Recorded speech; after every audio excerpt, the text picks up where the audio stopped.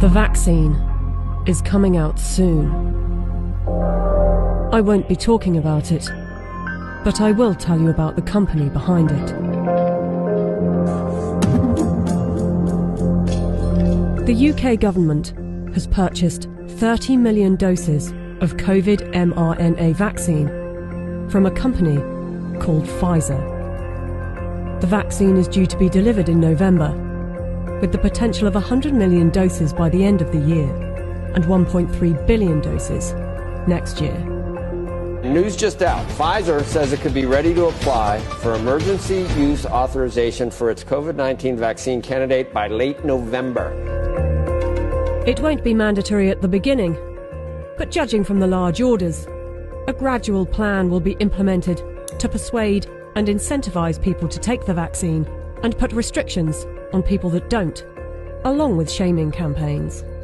I want to tell them that their decision, they need to understand, will not affect only their lives, which at the end of the day, it is their judgment, but will affect the lives of others. Because if they don't vaccinate, they will become the weak link that will allow this virus to replicate. Some will say that this is conspiracy theory, so let's just stick to the facts. The government trusted Pfizer to vaccinate the British people, so it's logical to want to inquire into the company's track record in safety and ethics.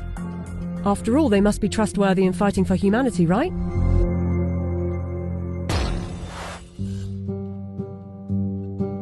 Pfizer made itself one of the largest pharmaceutical companies in the world by purchasing its competitors and through aggressive marketing tactics.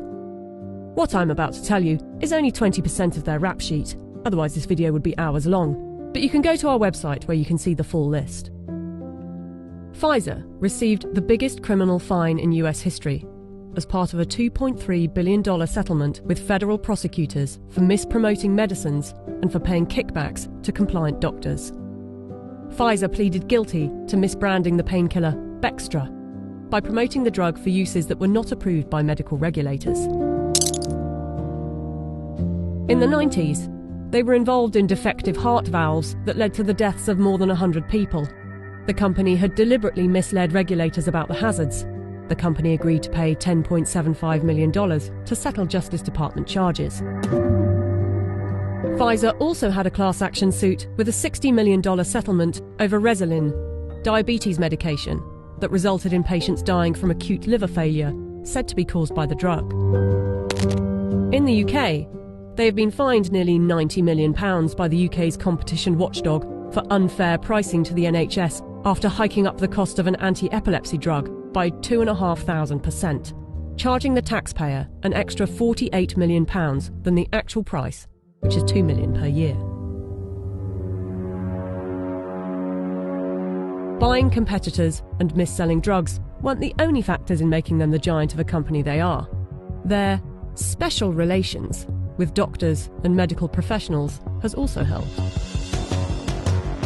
In 2004, Pfizer's subsidiary agreed to pay $430 million to resolve criminal charges that it paid physicians to prescribe its epilepsy drug, Neurontin, to patients with ailments for which the medication was not approved. In 2010, a federal jury found that Pfizer committed racketeering fraud in its marketing of the drug. Pfizer disclosed that during a 6-month period the previous year, it had paid $20 million to some 4,500 doctors and other medical professionals for speaking on the company's behalf.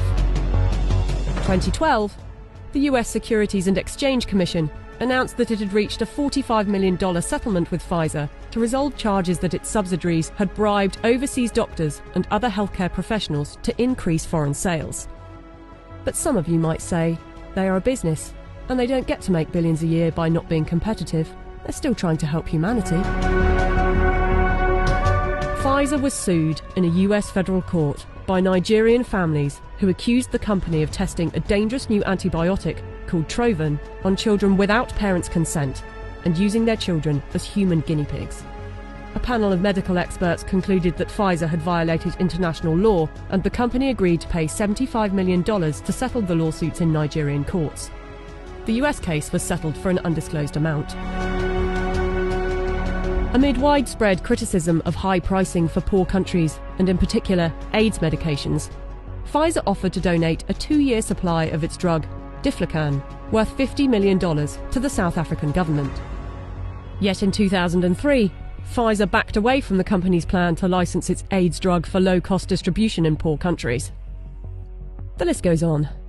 I don't want to bore you with it. But ask yourself, if it was a car manufacturer, would you buy a car from them?